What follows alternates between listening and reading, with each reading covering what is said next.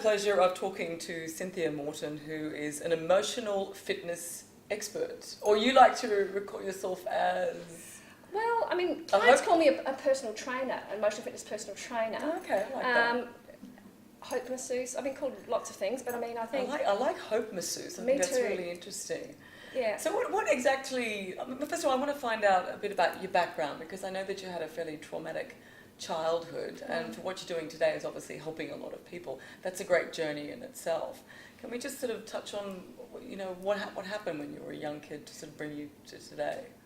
Well, I always sort of say the worst part about my story is that it's common. You know, I'm sort of a garden variety. I'm 52 next birthday, but I spent 19 years in drug and alcohol addiction, and grew up in a home where there was a lot of addiction and alcoholism.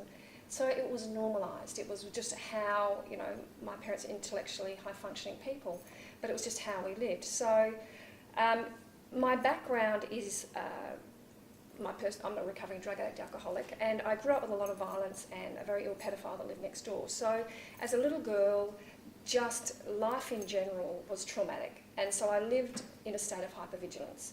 And by the time I was in my early teens, I chose homelessness, and so you said, I can't take any more. Yeah, so just ran away.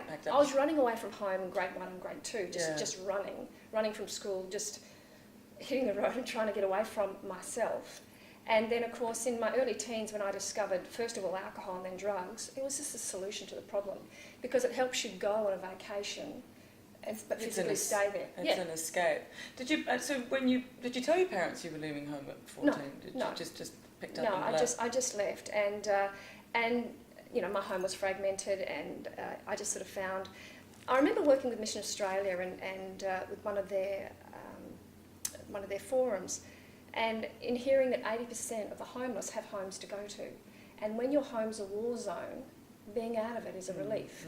So many of my clients, and myself included, especially my teens, I came from an affluent home, but I preferred to sleep on the beach because it was safer there. And being in dangerous situations with strangers is a lot easier on your psyche than being in dangerous situations with people that you're supposed to be safe with.